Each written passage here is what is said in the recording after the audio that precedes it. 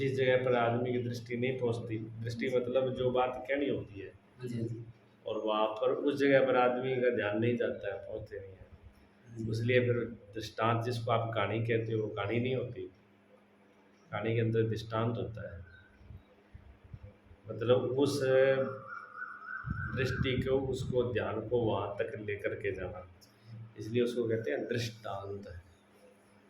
दृष्टि का उसके बात के अंत में का कौन सी बात का क्या अर्थ है, ठिकाना कहाँ है, निशाना क्या है, उस निशाने की तरफ लेके जाना, ठीक वो है। दृष्टांत होता है। अच्छा, उसमें हंसी मजाक की बात हो सकती है, कोई बड़ी बात नहीं, पर वो पूरी की पूरी हंसी मजाक के लिए नहीं होता। हंसी मजाक तो मन की प्रसन्नता के लिए है, पर समझना क्या होता है, जो बैन बात होती है जिसको पकड़ना समझना वही होता है। हर कहानी के अंदर, हर दृष्टांत के अंदर कुछ न कुछ बोध होता है, समझ होती है, समझाया जाता है, इसलिए बोला जाता है। अगर बिना ही किसी को समझ में आ जाए इन बातों के, तो सीधी सीधी बात कह दो, पर सीधी सीधी बात बहुत कम लोगों को समझ में आती है। हाँ जी, हाँ जी।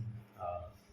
अब किसी बच्चों को ज़्यादातर कोई बात समझानी होती है तो उसको क्या करते हैं, पहले क्या करते थे, आजकल तो साधन हो गए ना, और मोबाइल हो गया, टीवी हो गया।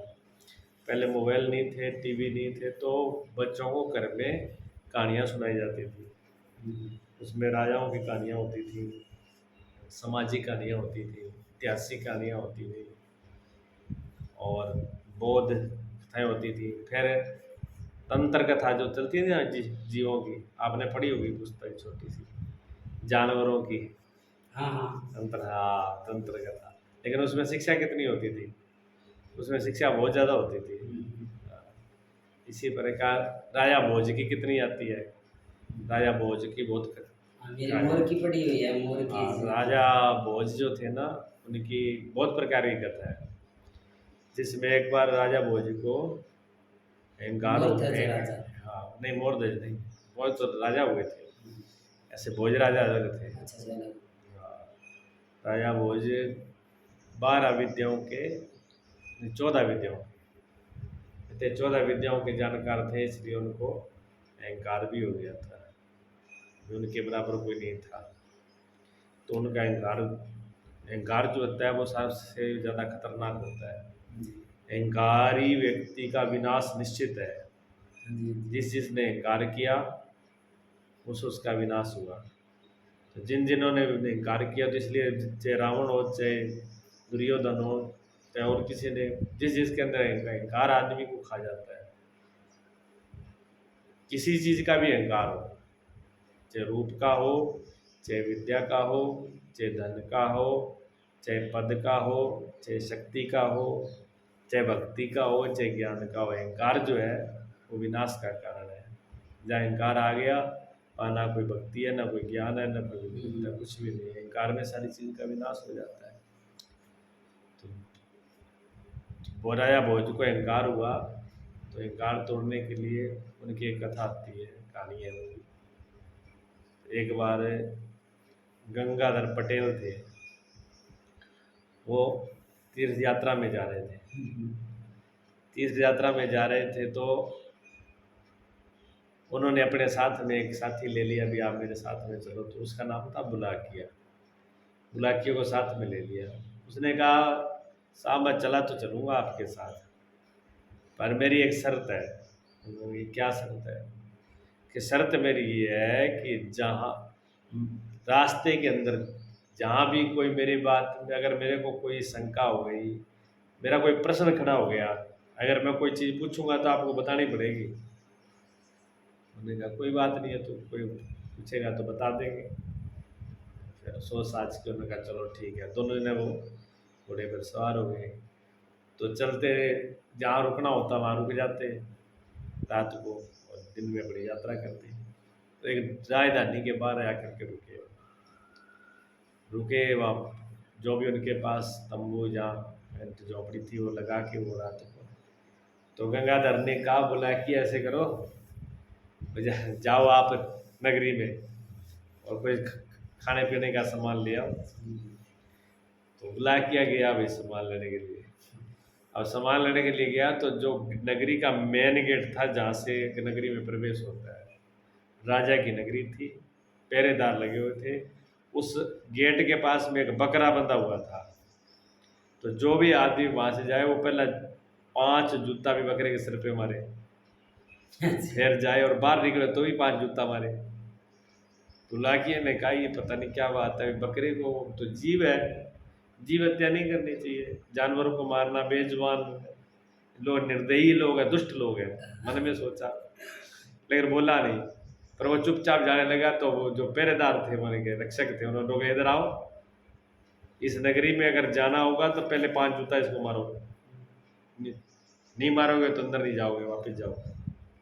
अब जाना जरूरी था, अंदर ने कहा था, पटेल ने कहा तो खाली हाथ तो जाना नहीं है, भूखे थी। तो उन्होंने कहा जाना तो पड़ेगा, अब देखो मारने तो पड़ेंगे। तो उसने भी 5 जूता मारे, जा कर के राशन ले आया, वापिस निकला तब फिर 5 जूता मारे। लेकिन दिमाग में वो सारे ये घूमता रहा, ये बकरा जो है इसने इतना क्या अपराध कर दिया भाई, जो है सब पूरे दिन जिस पे जूता पड़ते हैं, इतना बड़ा क्या अपराध है इसका। फिर जो है ये लोग, नगरी के लोग अच्छे नहीं है, करते गए भोजन ले गए, जा कर के हाथ मुँह धो करके, नहा धो करके, पटेल ने और मुखिया दोनों ने भोजन कर लिया। जो उनके थे गंगाधर पटेल, उन्होंने भी कर लिया, उन्होंने कर लिया। जब भोजन करके लेटने लगे तो उसने उनके चरण दबा करके कहा कि पटेल जी कि हाँ, कि मेरे दिमाग में एक बहुत प्रश्न चल रहा है, मैं पूछ रहा हूँ वो, कि जिस नगरी में आपने मेरे को भेजा था उसके मेन गेट पे एक बकरा बंधा है, और उस बकरे के 5 जूता मार के अंदर जाना पड़ता है जो भी जाए। हम भी जा रहे थे तो हमको भी मारने पड़े, क्योंकि वहाँ पर उनके अंगरक्षक भी है। अच्छा, और बाहर आओ तो भी मारने पड़ते हैं। तो ये लोग बड़े दुष्ट हैं, निर्दयी लोग हैं, बेजुबान जीव को सता रहे हैं। जब बकरे का अपराध क्या, मुझे ये समझ में नहीं आई। तो कहते हैं गंगाधर पटेल खूब हंसे, जोर से हंसे, कहने लगे ये राजा भोज की नगरी है, हाँ यहाँ अन्याय नहीं होता, यहाँ न्याय होता है। हाँ यहाँ न्याय होता है। वो वो बकरा है ना, वो बकरा ऐसे नहीं है, वो बकरे बहुत बड़ा षड्यंत्र किया उसने राजा भोज के साथ, और वो षड्यंत्र के अंदर सफल भी हो चुका था बहुत हद तक। लेकिन पूरा कहते हैं कि पापी का घड़ा जब भर जाता है ना पाप से, तो वो घड़ा फिर फूटता है। कहते हैं इसका अपराध भी लास्ट में फूटा, और फूटने के बाद में फिर इसको ये दंड मिला है। उसके दंड की सजा भुगत रहा है उसने। लेकिन जो बुला किया था उसने कैसे, क्या इतना बड़ा, क्या बकरा क्या षड्यंत्र कर सकता है। तो उन्होंने कहा ऐसा है, एक बार हम आपको सुना रहे हैं कि एक बार क्या कि राजा भोज को अभिमान हो गया। अभिमान था विद्या का। देखो अभिमान करना, कितनी भी विद्या हो फिर भी आदमी पूरा नहीं होता, अधूरा होता है। जितनी मर्जी कोई सीख ले फिर भी उसको उससे ज़्यादा जानने वाला मिल जाएगा। हाँ हाँ, सारी जिंदगी में चाहे सारी जिंदगी पढ़ाई की हो, कितनी बड़ी डिग्री की हो, लेकिन अंत उसका फिर भी नहीं हो, उससे भी आगे बहुत कुछ है। बिल्कुल। अंत यहाँ पर किसी के चीज़ का नहीं है, सब चीज़ अनंत है। कोई कहे कि हम बहुत बड़े ज्ञानी हैं, तो ज्ञान में नहीं, ज्ञान का कोई अंत नहीं है। ज्ञान तो परमात्मा का स्वरूप है, और उसकी कोई था नहीं, वो अनंत है।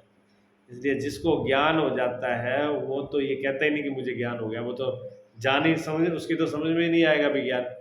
अज्ञानी आदमी को ये लगता है कि मैं बहुत बड़ा ज्ञानी हूँ। ज्ञानी तो ये नहीं कह पाता कि मैं ज्ञानी हूँ, ये भी समझ से बाहर हो जाता है। तो फिर उसके राज्य के अंदर एक बाजीगर आया।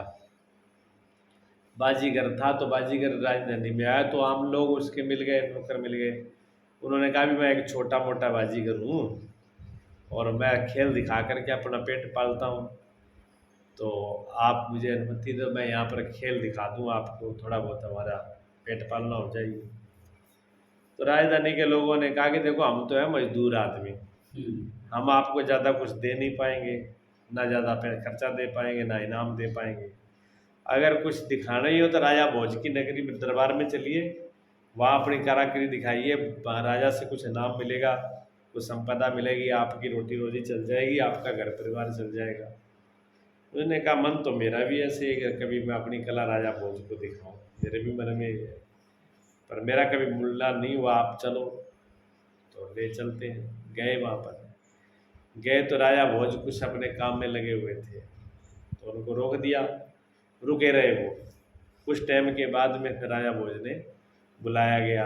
राजा भोज को देख करके जो जो बाजीगर था वो बड़ा प्रसन्न हुआ, उठ करके खड़ा हो गया। उसने कहा राजा आ गए। उन्होंने राजा से कहा, पूछा राजा ने कैसे आए, कि जी मैं छोटा मोटा एक बाजीगर हूँ, अपना खेल दिखाता हूँ, कर्तव्य दिखाता हूँ, गांव गांव में घूम घूम के अपना खेल दिखाता हूँ, रोजी पालता हूँ। तो राजा भोज को तो अपनी विद्या पर अहंकार था। राजा बहुत जोर से हंसा। उसने कहा कैसा मूर्ख राजीगर है, तू मुझे क्या खेल दिखाएगा, क्या विद्या दिखाएगा। अरे मैं कोई छोटी मोटी ऐसी विद्या, 14 विद्याओं का तो मैं खुद ही मालिक हूँ, 14 विद्याएं तो खुद ही विद्वान निदान हूँ। हूँ, इतना तो मैं आप जानता, तू मेरा बराबरी क्या करेगा, क्या दिखाएगा मुझे। उन्होंने कहा देख लो साहब, हम तो छोटा मोटा दिखाना है खेल, ज़्यादा विद्या तो नहीं जानते, अगर आप अनुमति देंगे तो।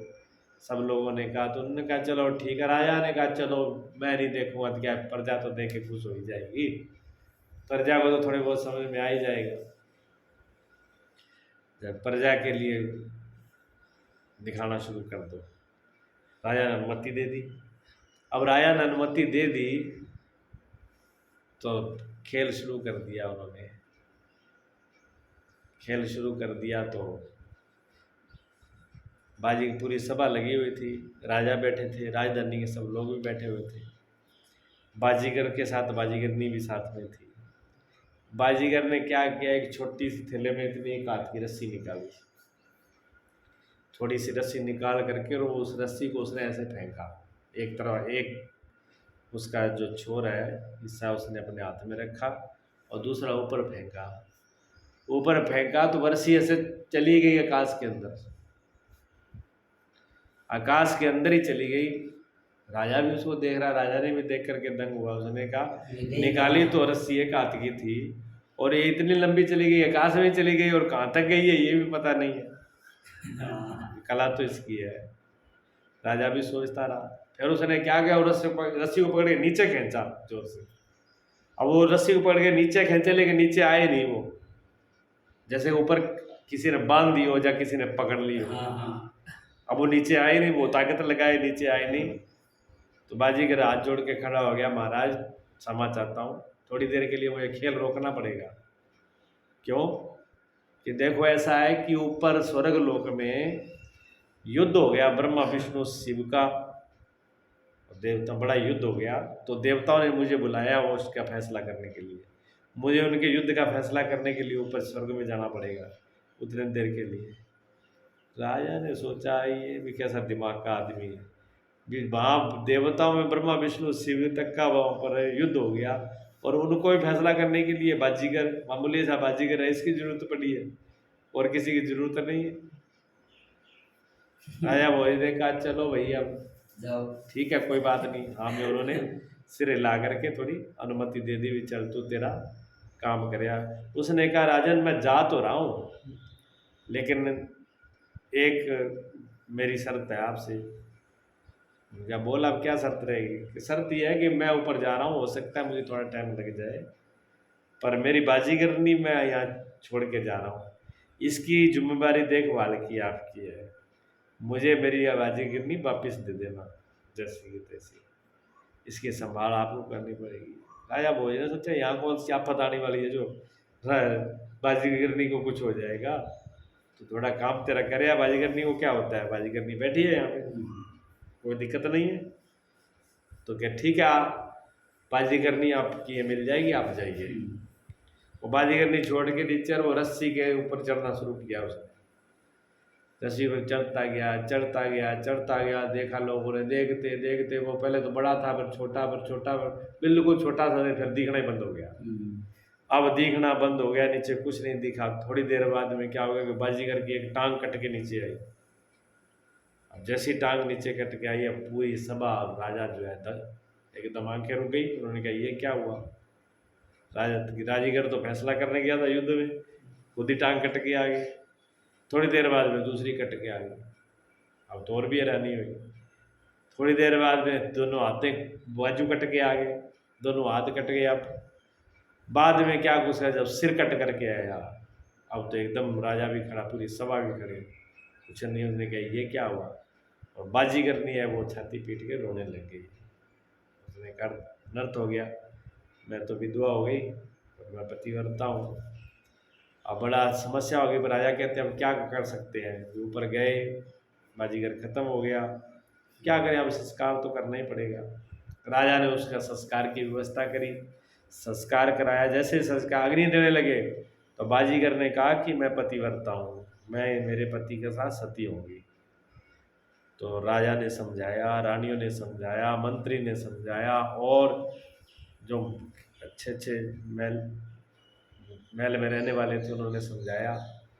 लेकिन बाजीगर ने कहा ना, मैं किसी हालत में मानूंगी नहीं, मैं सती होंगी। अगर मुझे सती नहीं होने दिया तो मैं पतिव्रता हूँ, मैं पूरी नगरी को और राजा को श्राप दे दूंगी। श्राप सत्य होते थे, श्राप लोग डरते थे, क्योंकि जो सत्य होते हैं उनके वचन भी सत्य होते हैं। तो वो पतिव्रता थी, पतिव्रता का श्राप जो है वचन का हुआ वो लागू हो जाता है। तो सब लोग डर गए भी, पूरी राजा भी डर गया, अभी पूरी राजा को और नगरी को पता नहीं क्या सरमुँह में निकलेगी इसकी। तो उन्होंने कहा ऐसा है कि आप नगरी को श्राप मत दें, आपकी ये इच्छा है तो आप सती हो जाए।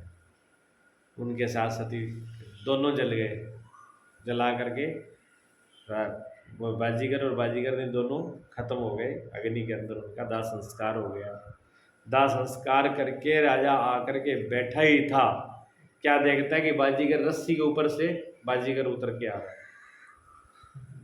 अब राजा ने कहा ये क्या बात, ये कौन सी माया का खेल चल रहा है भाई, बड़ा जबरदस्त माया है। बाजीगर तो नीचे आ गया, मर गया, बाजीगर ने उसके साथ में दाह संस्कार भी कर दिया, और बाजीगर अब उतर के आ रहा है नीचे। अब तो राजा की आंखें रुक गई भाई, सारे प्रजा भी अब बोलती कुछ निकले नहीं, समझ से हो गया बाहर होने से। जब समझ से बाहर हो गया, नीचे उतर के आए, हाँ नीचे उतर के आकर के उन्होंने कहा ठीक है राजन, हम जो है काम हो गया, और अगर आप लोग मौन कैसे, चुप कैसे बैठे हो, कुछ बोलते ही नहीं हो। अब राजा जो है कुछ बोले ही नहीं, समझ से बाहर से बात, ना प्रजा बोले।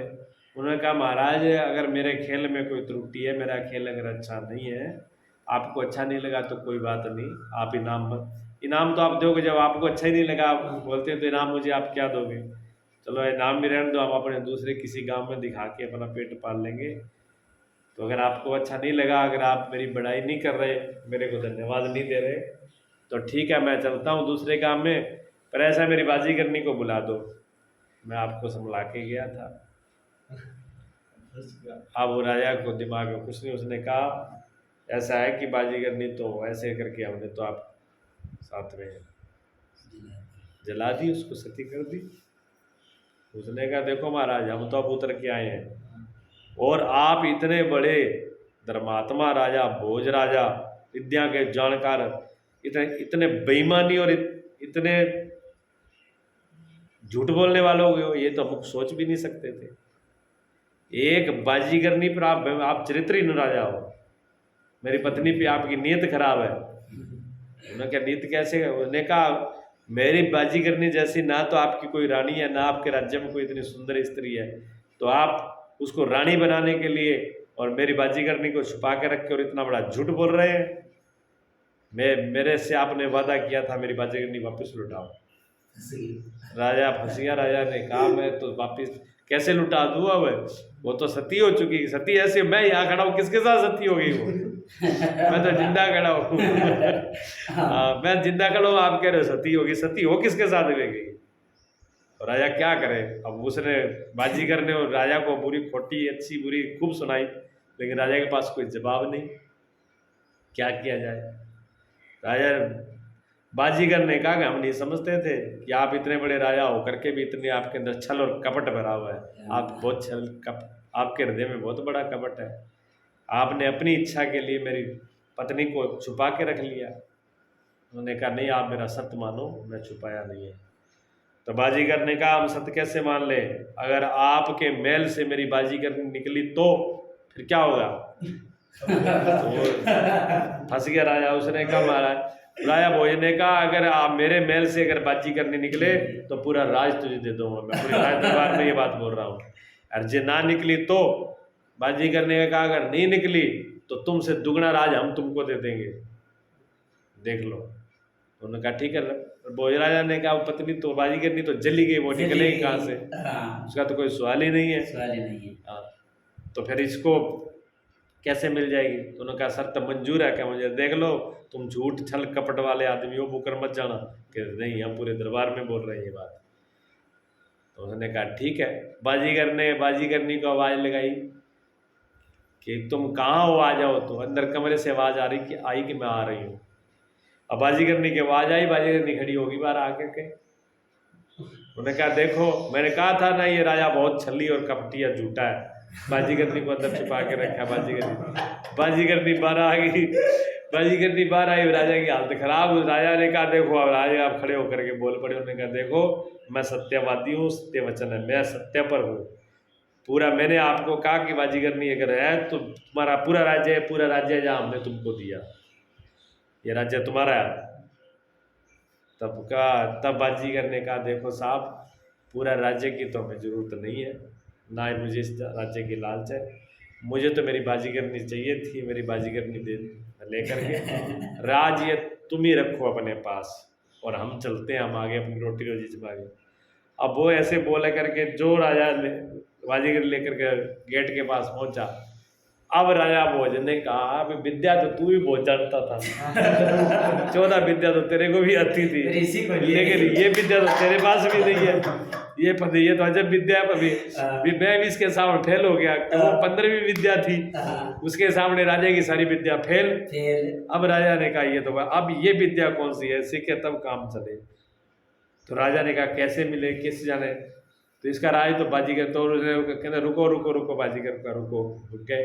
महाराज बोलिए क्या, कि देखो आपके सामने हम हार गए, विद्या तो मैं बहुत जानता हूँ लेकिन आपकी वाली विद्या नहीं है। बाजीगर ने कहा महाराज आपके पास 14 विद्या है, बहुत विद्या के धनी, हमारे पास क्या, हमारे पास तो एक छोटी सी विद्या है। कहते नहीं ये विद्या मेरी नहीं, ये विद्या आप मुझे ही विद्या बताइए। उन्हें कहा नहीं ये विद्या हम आपको नहीं बता सकते, और फिर आप तो बड़े महान राजा हो और आपके पास तो 14 विद्या है, आपके पास क्या कमी है इसलिए। क्या नहीं ये विद्या हम पे नहीं है। राजा भोज ने हाथ जोड़े कहते देख तुम्हें बहुत बड़ा घमंड था अपनी विद्या पर, ये मैं 14 विद्याओं का जानकार हूँ, मालिक हूँ, धनी हूँ, और तुम किसी को अपने बराबर समझते नहीं थे, और एक छोटी सी विद्या के सामने भी तुम फेल हो गए। ये घमंड है। राजा ने हाथ जोड़ेगा कि मेरा घमंड टूट गया, मुझे समझ में आ गई मैंने गलती की, लेकिन ये विद्या में जरूर सीखनी है, आप ये विद्या का राह बताएं।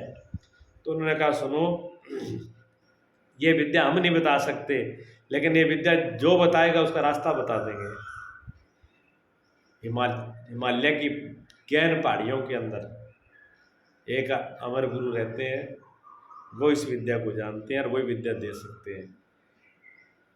उनके पास तुम्हें जाना पड़ेगा, और एक बात ध्यान में रखना, वो अपनी तपस्या में रहते हैं, तपस्या में बैठे हो तो बुला मत लेना, नहीं तो बाबा थोड़े क्रोधित टाइप के भी है, शराब भी दे देंगे। बड़े ध्यान से जाना है। और उस जंगल में, जंगल तक तो आप घोड़े पे जा सकते हो, जंगल के अंदर आपको अकेले पैदल ही जाना होगा, पैदल यात्रा करनी होगी, घोड़े पे नहीं जा सकते, घोड़ा अंदर नहीं जाएगा। सारी बातें बताई उन्होंने, कहा चलो ठीक है। उसके बाद में वो बाजीगर और बाजीगरनी जो है उन्होंने कहा सुन हम कोई बाजीगर और बाजीगर साधारण नहीं है, तो कि अब तेरे आ ही गया तेरा घमंड, अब तेरा तोड़ने के लिए ही हम आए थे, अब तेरे को असली रूप देखना चाहता तो हम दिखा देते हैं। तो बाजीगर और बाजीगर ने अपना असली रूप दिखाया, वो शिव और पार्वती थे। शिव और पार्वती का रूप दर्शन दिया उनको, वो चले गए। अब जो है राजा जो है, अब राजा भोज के दिमाग में तो विद्या घुस गई भी, 14 तो विद्या भी, 15वीं विद्या जब तक ना सीखे तब तक काम कैसे चलेगा। भगवान शिव ने कृपा तो कर दी, कमंड भी तोड़ दिया, क्योंकि इष्ट जो होता है ना, गुरु भगवान और इष्ट कभी किसी अहंकार को रहने नहीं देते, इनका भोजन अहंकार ही है। तो अहंकार तो उन्होंने तोड़ दिया, क्योंकि वो सज्जन थे, धर्मात्मा राजा थे, भगत थे भगवान के, अहंकार उनका तोड़ा। अब उनके अंदर ये होगी भी विद्या सीखनी है, अब उन्होंने कहा चलें तो अकेले तो क्या जाएं इतनी दूर, कोई संग ले लें। तो एक होशियार नौकर था उनका, उस नौकर को बुलाया किसने? राजा भोज ने। राजा भोज ने नौकर को बुलाया और बुला करके कहा कि अब ऐसा है कि हमें हिमालय की पहाड़ी में चलना है, आप मेरे साथ चलोगे? उन्होंने कहा जी चलेंगे। तो 2 घोड़े से जाए, 2 घोड़ों पे सामान रखा, लंबी यात्रा थी, जहाँ पड़ा हुआ था वहाँ सो जाते, ना पीना करते करते वहाँ पहुँचे। वहाँ जाके घोड़ा भी छोड़ दिया। घोड़ा छोड़ करके फिर जंगल में दोनों के पास तलवार थी। अब रास्ता तो कोई था नहीं, तलवार से कोई झाड़ियाँ झुड़ियाँ काटते कूटते वहाँ तक पहुँचे। देखो जीवन के रास्ते ऐसे होते हैं, सीधा रास्ता नहीं होता, कंटाले वाला है। हर जगह पग पग उलझन होती है, साफ करनी पड़ती है। अब साफ कर करके पहुँचे, आगे देखा तो बाबा बैठे हुए हैं वहाँ पर। सुंदर, बहुत सुंदर बगीचा है, फूल खिले हुए हैं, धूना लगा हुआ है, धूना के पास कुछ लकड़ियाँ पड़ी हैं, लेकिन बाबा समाधि में बैठे हैं। और वो उनको बोला था बाजी करने की, बुलाना नहीं अगर समाधि में हो तो सर। उन्होंने कहा समाधि खोलेंगे तभी। 1 दिन 2 दिन 4 दिन इंतजार किया, लेकिन बाबा ने समाधि खोली नहीं। तो उन्होंने कहा कि अभी चलो देखें, वो परीक्षा हर जगह होती है। धीरजता के बगैर कोई 1 दिन में कुछ नहीं, 1 दिन में फल भी नहीं पकता। सही। एक फसल भी पकती है तो धीरे धीरे पकती है, फल भी धीरे धीरे पकता है। पढ़ाई के लिए भी 1 साल इतने परीक्षा के बाद में तब परीक्षा आपके पास होती है। हर चीज़ धीरे धीरे होती है।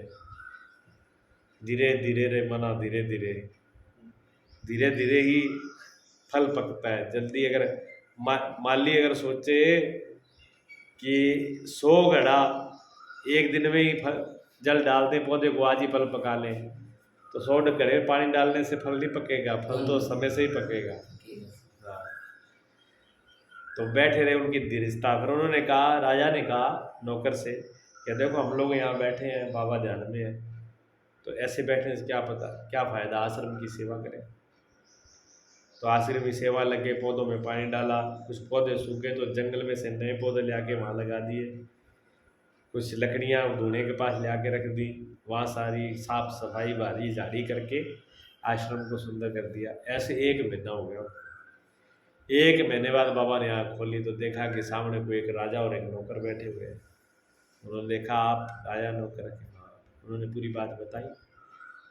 तो उन्होंने कहा, बाबा ने कहा आपने को मेरा एड्रेस किसने दिया है? एक बाजीगर ने दिया। अच्छा कोई बात नहीं। अच्छा विद्या के लिए आए हो आप? हाँ हम विद्या सीखना चाहते हैं। ठीक है विद्या तो हम सिखा देंगे, लेकिन विद्या खतरनाक बहुत है। कि क्या, किसमें बहुत खतरा है?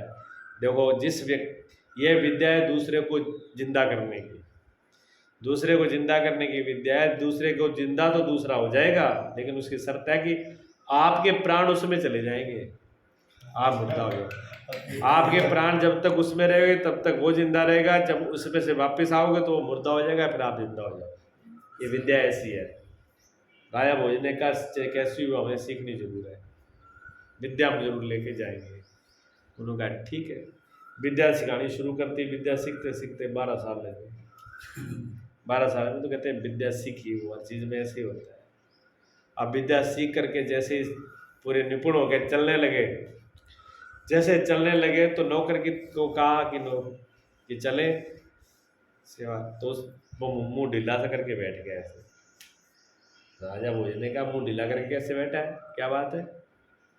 उसने कहा साहब बात ये है कि विद्या तो ले ली, सीख भी ली, बात ठीक है, लेकिन मेरे को मन में यह संतोष नहीं है। क्यों संतोष नहीं है? कि ये विद्या को क्या पता ये विद्या सही है कि नहीं है। सीख तो ली, प्रैक्टिकल तो करी नहीं, उपयोग करा नहीं। इसके जब तक प्रयोग नहीं कर ले, और हम और आप चले गए राजधानी में और हम जा करके वहाँ बता दें कि विद्या जानते हैं और लोगों के सामने हो गए फेल हो गए, तो सारा पूरी राजधानी में हंसी मजाक होगी, बेइज्जती हो जाएगी।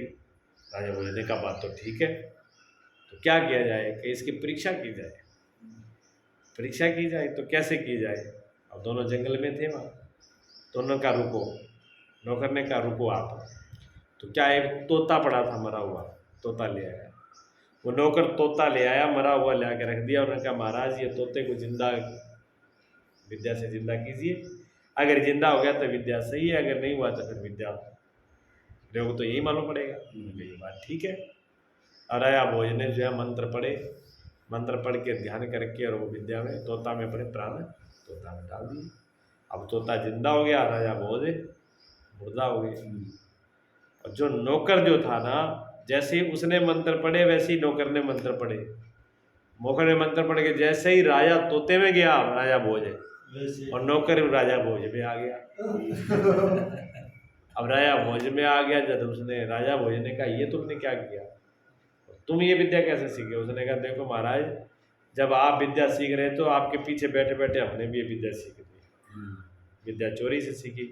तो राजा भोज ने कहा कि पहला अपराध तो तुमने ये किया कि तुमने चोरी से विद्या सीखी है। विद्या चोरी से नहीं सीखी जाती, विद्या गुरु के सम्मुख होकर के, गुरु की आज्ञा से और गुरु को दक्षिणा दे करके सीखी जाती है। चोरी से और ऐसे विद्या सीखी हुई कभी फलीभूत होती नहीं है। तो चलो तुमने कर ली, पर अब तुमने मेरे शरीर में तुम क्यों प्रवेश हो गए? अब तुम अपने शरीर में जाओ, मुझे समझा दो। तो नौकर ने कहा महाराज मैं आपकी तरह मूर्ख थोड़ी हूँ कि मैं तुम्हारे शरीर में आऊँ, मैं इस शरीर में नहीं आऊँगा, मैं इसी शरीर में रहूँगा, राज भोगूंगा, राज ऐसा आराम करूँगा, मैं अब राजा भोज हूँ। राजा भोज ने कहा ये तो बड़ा धोखा किया इसने, तुमने बहुत धोखा किया। उसने कहा धोखा नहीं है, तुमने बहुत राजा बन के आने, अब हमें तो इच्छा है, हमारी भी तो इच्छा है, हम भी तो राजा बन के आनंद ले ले, हम भी तो नौकर राजा राशियों के ले। अच्छा, जब वहाँ से जब चलने लगे थे ना, तो बीच में थोड़ा सा हमें भूल गए हम। जब राजा भोज वहाँ से जब चलने लगा तो राजा की दो रानियां थी, एक का नाम था सत्यवती और एक था भानुवती। अच्छा, जो सत्यवती थी ना वो पतिव्रता थी, वो राजा को बिना दर्शन किए बिना भोजन कराए के भोजन नहीं करती थी दिल्ली के अंदर, और बड़े नियम वाली थी। और राजा भोपति थी, वो ये बातें उसके आसपास नहीं थी, वो अपनी मौज मस्ती वाली थी। तो जैसे वो चलने लगे राजा भोज वहाँ से, तो सत्यवती को उन्होंने कहा कि देखो मैं ऐसे ऐसे विद्या के लिए जा रहा हूँ, लेकिन ध्यान रखना तुम राज्य का। तो रानी सत्यवती रोने लगी। उन्होंने कहा कि आपको तो पता है महाराज कि हम आपके बिना दर्शन किए और बिना आपको भोजन कराए भी कोई भोजन ही नहीं करते, और फिर आप कह रहे हो कि मैं कब तक आऊँगा ये भी पता नहीं है, आपका तो समय निर्धारित नहीं है, तो मेरा जीवन ऐसे कैसे कटेगा?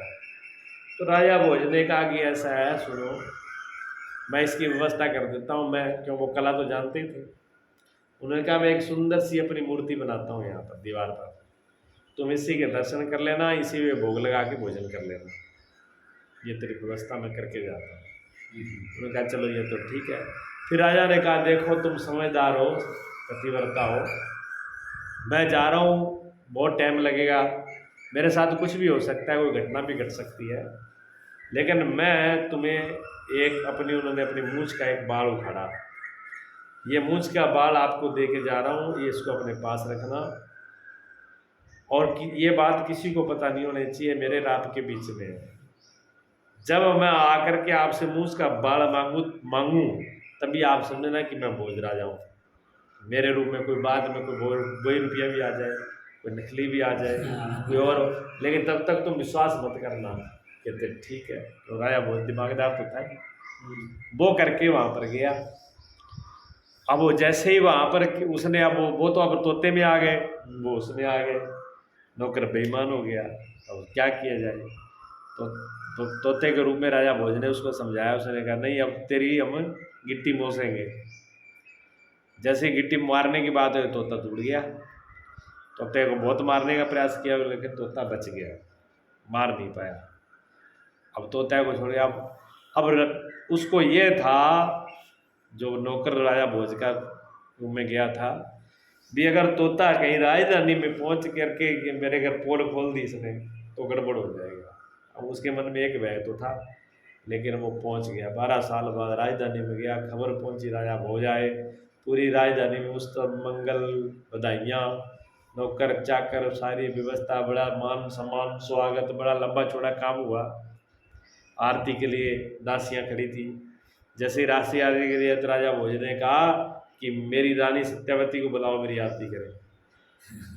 राजा सत्यवती को कहा। सत्यवती आई, आकर के देखी, देख उसने देखा, गौर से देखा तो राजा ने कहा, सत्यवती तुम खड़ी क्या देख रही हो, मेरी आरती उतारो। उन्होंने कहा, महाराज आपकी आरती तो हम उतारेंगे, लेकिन हम एक बात पूछना चाहते हैं कि आपने लास्ट टाइम में हमको जो वचन दिया था वो कौन सा था। अब वो असली भोज हो तो पता हो, हाँ अब वो असली भोज तो था नहीं। अब उसने पता नहीं था क्या बोला है, लेकिन अब बात को घुमाते हुए बोला, अरे रानी तुम कैसी बच्चों जैसी बात करते हो, ये बच्चे जैसी बीच में कहाँ बातें लेके आ गई, 12 साल बीत गए, कितनी बातें कितनी आई है, छोटी मोटी बातें याद रहती हैं हमें। हम्म, अब ठीक है, जो बातें गई तुम अपना काम करो, कार्य करो। रानी का दिमाग खटक गया, उसने कहा नहीं, कुछ ना कुछ गड़बड़ है, विश्वास नहीं हो रहा है। रानी ने आरती नहीं उतारी, सत्यवती तो चली गई वापिस ऐसे ही। लेकिन सत्यवती क्योंकि वो पतिव्रता थी, उसने कहा ये चली गई, तो राजा भोज ने क्या किए, भानुमती रानी की तरफ गए। अब भानुमती तो खुश हो गई, उसने तो खूब आरती उतारी, पूजा करी कि वहीं उनके महल मेरा भानुमती के यहाँ पर ही वो रुक गए, वहीं रहने लगे। मंत्रियों का अब क्योंकि नौकर था तो वहाँ सब लोगों को जानता था, मंत्रियों को भी जानता था, राय वेद को भी जानता था, रानी को भी वहाँ का सब पता था, इसलिए उस सब चीज़ का पता था, इसलिए और तो बात आई नहीं उसको। अब रोए मीटिंग वगैरह कचहरी काम शुरू कर दिया, राज दरबारी शुरू कर दी, काम सारा ही होने लगा। लेकिन मन में दिमाग में एक ही बात थी, कहने का तोता जो है गड़बड़ कर सकता है, कभी तोता की राजधानी में आया तो भंडा फोड़ देगा, दिक्कत होगी, तो क्या किया जाए, एक ही बात घूमे। तो उसने क्या दिमाग में आया, उसने कहा ऐसे करो, कचहरी बुलाई, मंत्रियों को बुलाया, उन्हें कहा आज से एक बिल पारित किया जाता है कि कल से जो एक तोता मार के लेके आएगा उसको एक सोने का सिक्का दिया जाएगा, अगर 2 मार के लेके आएगा तो 2 सिक्के दिए जाएंगे, और 4 ले आएगा तो 4 सिक्के दिए जाएंगे। जैसे ही ये बात गई तो मंत्रियों को कुछ बात खटक गई। मंत्रियों ने कहा अपना राजा इतना धार्मिक था, दिमाग राजाओं का क्या दिमाग खराब हो गया, ये जीवों को मराना शुरू कर दिया इन्होंने, जानवरों को मराएगा ये कौन सा कानून है, तोता मारो एक, और उसके लिए भी मुद्रा दी जाएगी, दुष्ट है। सारे मंत्रियों ने कहा पर क्या करे, राजा तो राजा है। अब लोग तोता मार मार के लेने लगे, रुपया रुपया नाम को सोने का रुपया मिलने लगा। ये बात पूरे जंगल में फैल गई। अब जो भोज राजा भोज के रूप में जो तोता था उसके पास भी बात पहुंची, उसने कहा यह बहुत दुष्ट आदमी है, अभियान तो ये मेरे लिए चालू किया गया है। हाँ अच्छा, वो तोता जो है उड़ते उड़ते उड़ते एक जगह पर आके बैठा, तो वहाँ क्या थे, वहाँ 99 तोता बैठे हुए थे, उनकी एक मंडली थी, मित्रता थी। अब वो नया तोता आके बैठा तो उन्होंने कहा भी ये नया तोता आया अपने बीच में, चलो ये बेचारा कोई मेहमान है अपना, उन्होंने उसका मान सम्मान किया, खिलाया पिलाया। फिर सब तोतों ने कहा ये अच्छा तोता है, तो ऐसे करें इससे अपने दोस्ती कर लें और हम 99 से 100 हो जाएंगे, तो अपनी पूरी 100 की एक मंडली में। तो उससे कहा भी तुम हमारे मित्र हो जाओ, उन्होंने कहा हाँ ठीक है हम आपके मित्र हो जाएंगे। अब वो 100 का एक वो जत्था हो गया। अब वो तराया भोज थे, अब वो सब चीज़ें खाने की पीने की पानी की सब व्यवस्था, मतलब पहले बता दें यहाँ पर पानी मिलेगा, यहाँ पर ये होगा। अब सारे तोता बड़े प्रसन्न है कि देखो जब से ये तोता आया है तब तक भूखे प्यासे नहीं रहना पड़ता, क्योंकि ये जहाँ भी जाता है वहाँ पर पानी और भोजन की कमी नहीं रहती। तो अब इसके साथ ही दोस्ती बना करेंगे और ऐसे करो अपनी मंडली का राजा इसको बना दो। अब तोते को जो राजा के रूप में जो भोजराज थे उनको राजा बना लिया तोतों ने अपनी मंडली का। अब सारी बात जो है जो वो कहें वही करें वो। जब उनको मालूम पड़ा कि राजा ने ये ऐलान कर दिया कि तोता मार के लेके आओ, तो वो समझ गए व्यवस्था तो हमारे लिए की गई ये है। अब वो सारे लोग बैठ कर के मीटिंग करने लगे। तो जो राजा भोज के रूप में जो तोता थे उन्होंने सब तोतों को कहा कि मित्रों अब सावधान आ जाओ, हो जाओ, एक मुसीबत आने वाली है और मुसीबत बहुत खतरनाक है। राजा ने ऐलान कर दिया तोते मारे जा रहे हैं, इनाम रख दिया गया, तो सारे सचेत हो जाओ। वो बैठ करके एक पेड़ के ऊपर समझा ही रहे थे तब तक मुसीबत सामने आ गई। एक तोते ने देखा कि एक भेलिया जो है धनुष बाण लेकर के और बाण हाथ में लेकर के और सामने से आ रहा है। उसने कहा महाराज खतरा तो सामने आ गया। कि क्या, कि देखो वो भेलिया सामने, धनुष बाण बाण उसके हाथ में है, धनुष हाथ में है और बाण लिए हुए आ रहा है। तो जो भोज के रूम में तोता था उसने कहा देखो अब वो पास में आ चुका है, अगर हम यहाँ से उड़े तो दो चारों को तो मार ही लेगा वो उड़ते उड़ते ही, उसका बाण खाली नहीं जाएगा। अब इससे एक ही उपाय है कि अब कोई भी पेड़ से हिलना नहीं, उड़ेगा नहीं कोई तोता। ना बोलेगा। हाँ, ना बोलना है ना उड़ना है। तो क्या करें कि जैसे जैसे मैं बताऊं वैसे ही करना, गौर से समझो। अब तोतों को समझाया उसने, तोतों को समझाया कि देखो जैसे वो पास में आ जाए तो सारे के सारे ऐसे नस लटका लेना, ऐसे ऐसे कर लेंगे, ना बोलना ना साथ साथ जाना। कि अच्छा, उसको ये लगे कि सबके सब तोता मरे हुए हैं, मरे ऊपर से डर। तो वो उतारने के लिए ऊपर चढ़ेगा और ऊपर चढ़ करके जैसे वो नीचे डालने लगे हथियार। तोड़ करके, तो देख लो 100 की गिनती है, गिनते रहना, नीचे गिरेगा तो आवाज होगी ये पट पट, वो नीचे गिराएगा, जैसे नीचे गिराए गिनते जाना, जब 100 पूरे हो जाए तब हथियार उसके नीचे होंगे और वो ऊपर होगा, तब एकदम उड़ जाना है। हाँ।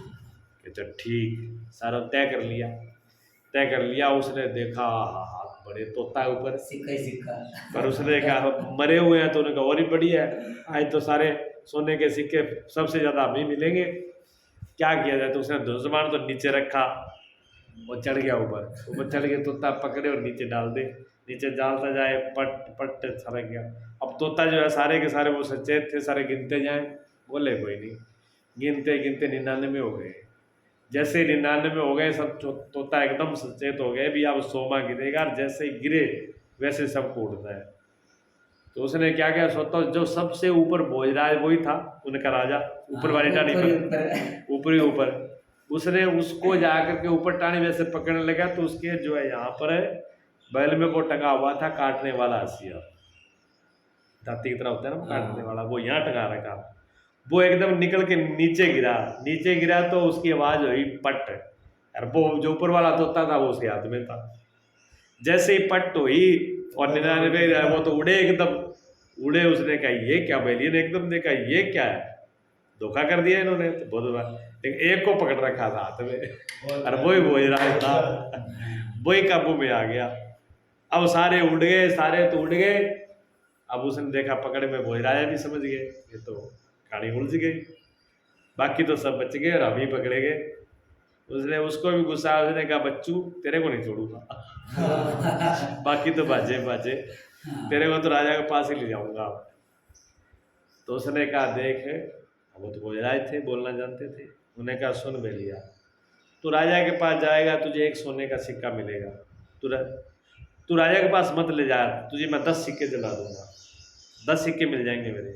कि वो कैसे, कि तू इस राजा का जो सबसे बड़ा धनी सेठ है ना उसके पास ले जा और उससे मैं तेरे को 10 सिक्के दिलवा दूंगा। उन्होंने कहा ठीक है, 10 सिक्के मिलेंगे तो मैं राजा के पास क्यों जाऊंगा। वो उसके पास गया, राजा को बुलाया, राजा ने उसको सेठ को बुलाया। सेठ ने कहा बेलिए से ये तोता बोलना जानता है। उसने कहा साहब बड़ा गजब का बोलना जानता है, जैसे कोई बहुत समझदार आदमी बात करता है ऐसे बात करता है, ऐसे जवाब देता है, देख लो। राजा ने उसको कहा सेठ के, सेठ ने पूछा तो सेठ से हर बात का उसने उत्तर दिया। उसने कहा सेठ जी आप 10 सिक्के दे करके मुझे खरीद लो, इससे आप इसको 10 सिक्के दे दो।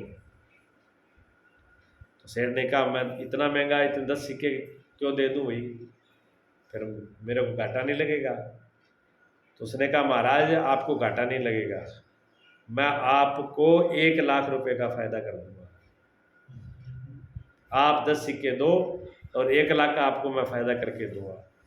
अच्छा क्या, वो कैसे कि वो आप देखते जाना, आप पहले इतना काम करो, इसको मेरी कीमत दे दो। सेठ ने 10 सोने के सिक्के पकड़ाए बेलिया को, बेलिया खुश होकर के मस्त हो गया भी चलो अपना काम पूरा हो गया, आराम से खाएंगे। अब जो है सेठ के साथ में वो बैठ के खूब तोता जो है वो तो भोज रहे थे, तो खूब बैठ के बातें करें और उन्होंने कहा सेठ जी अब आपको व्यापार बढ़ाता हूँ, कैसे क्या करना है, ऐसे करो आप गुड़ खरीदो, अब जितना खरीदा जाए, 1 हफ्ते के बाद में रेट बढ़ेगा गुड़ का, बेच लेना, बहुत फायदा होगा। अब सेठ ने खूब गुड़ खरीदा, हफ्ते बाद में रेट बढ़ा, सेठ ने ले लिया, लाख रुपए आ गए।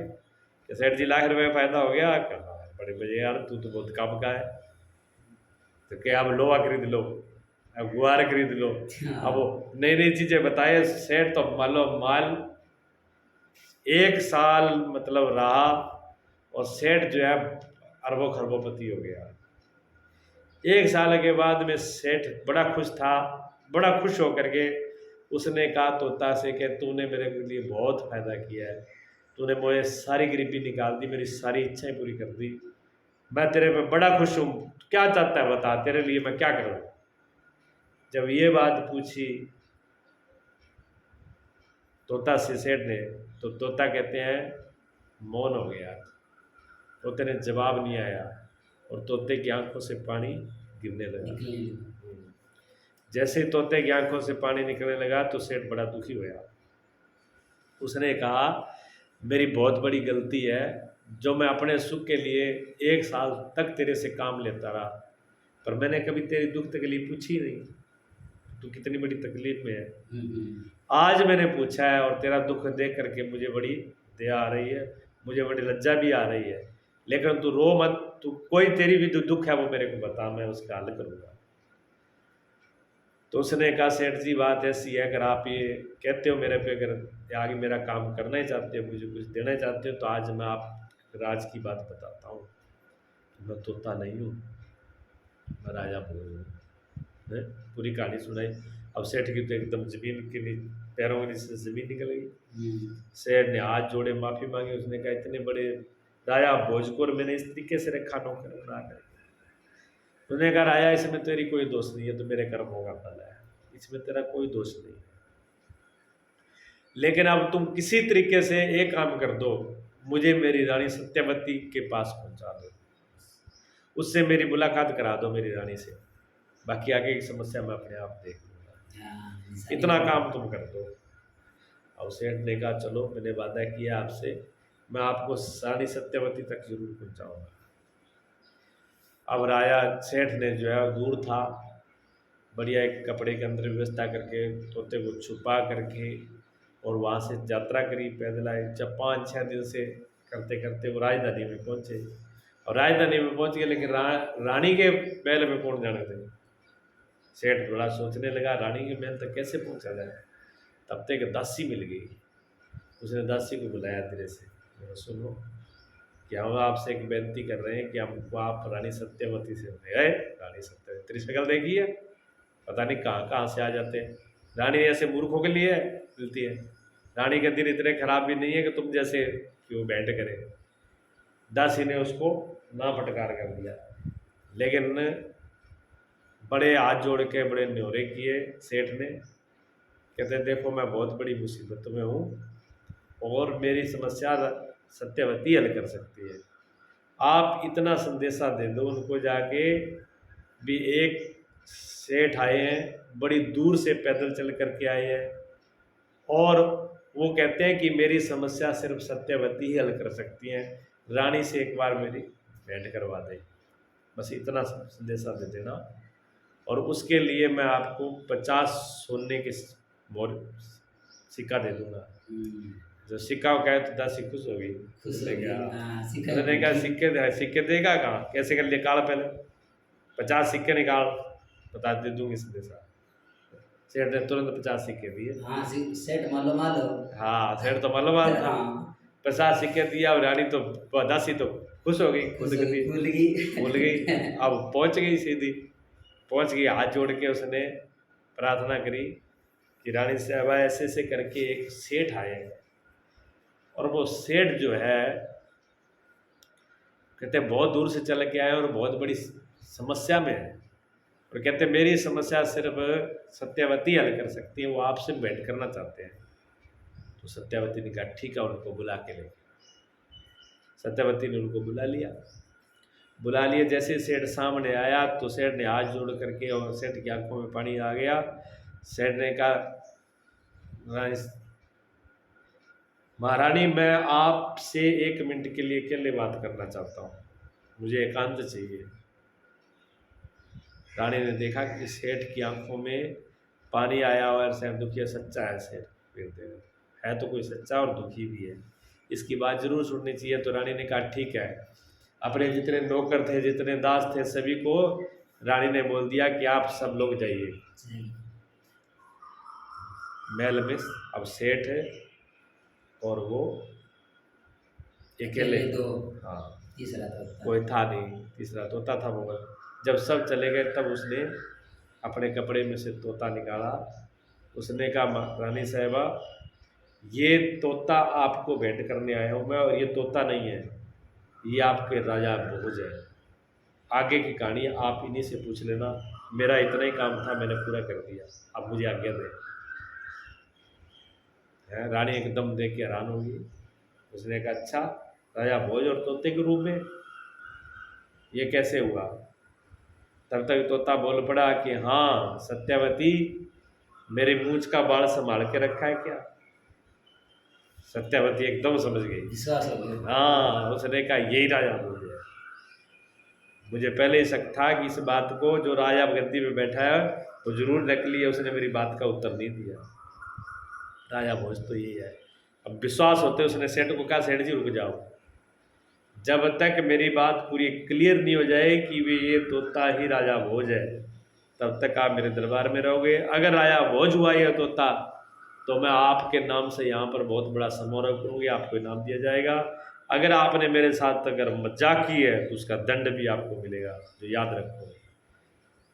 रानियों राशियों को बुलाया, इस सेठ को सबसे अच्छे महल के अंदर, और बहुत ही सुंदर, ये हमारे खास मेहमान हैं और खास सुविधा के साथ रखना है। किसी प्रकार की खाने की, पीने की, नहाने की, धोने की कोई इनको कष्ट नहीं होना चाहिए, पूरी सेवा के साथ इनको रखिए, हमारे खास मेहमान हैं।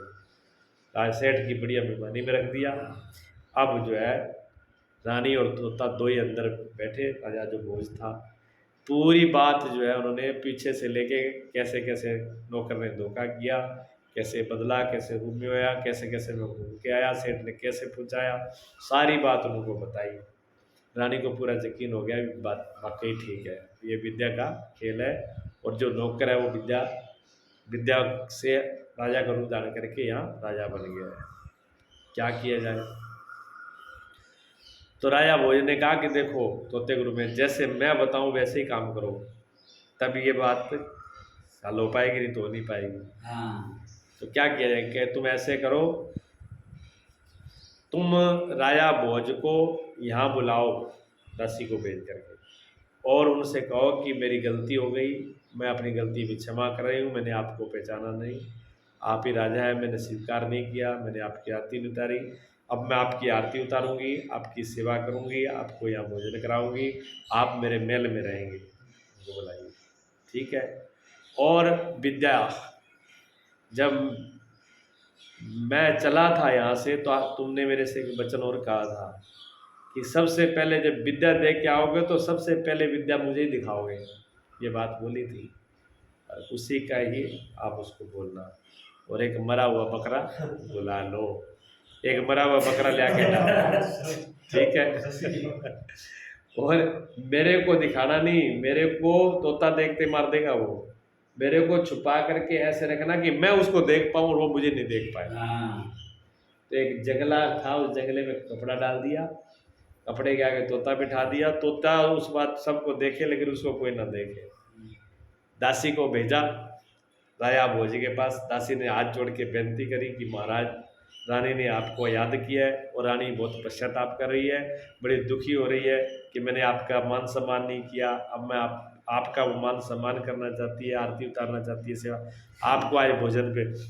तो राजा कहने लगा, भोज देखो आई तो सही है, अकल ठिकाने, बहुत अकड़ थी, आज ठिकाने पे आई है उसकी अकल। हाँ चलो बोल देना रानी को मैं आ रहा हूँ। अब वो भी राजा वसंत क्या आया, रानी ने झूठी मन से अब पूरी नाटक किया, रानी ने पूरा नाटक नाटक करके और झूठी फूटी आरती उतारी, उतार के उनके लगे महाराज मैं गलती की क्षमा, बड़ा पश्चाताप है, बड़ी दुखी हूँ मैं, तेरी क्षमा हो। तो कहते कोई बात नहीं, अब आप दुखी ना हो। तो कहने लगे महाराज आप जब गए थे तब मैंने एक आपसे वादा किया था कि जैसे ही आप 15वीं विद्या सीख के आओ सबसे पहले उस विद्या को मुझे दिखाना है। आपने आज तक विद्या, मेरे मन में एक ही लालसा है, आप वो और सब मंत्री संतरी सब लोग नौकर चाकर खड़े सबके सामने आप एक बार उस विद्या का जो सीख के आए हैं वो विद्या हम कल हमें दिखाइए तो हमें बड़ी खुशी होगी और हमारी जो आपने वादा किया है वो पूरा हो जाएगा।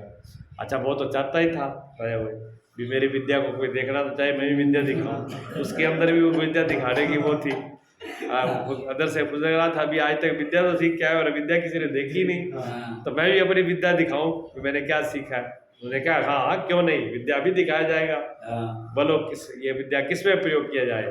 तो रानी ने तो पहले इंतजाम कर रखा था, क्या महाराज ये बकरा मर गया, ये बकरा जो है सामने ला रख दिया, तो आप इसको जिंदा करके दिखाएं। क्या लो ये क्या है, तो अभी 1 मिनट का काम है। अब वो भोजराज के रूप में जो बैठा हुआ तोता था वो सब देख रहा था, सब तैयारी हो गई। अब जो नौकर के रूम में जो भोराया भोज था उसने आंखें बंद करी और मंत्र पढ़ने शुरू किए। जैसे उसने मंत्र पढ़ने शुरू किया ऐसे तोता ने भी पढ़ने शुरू कर दिए।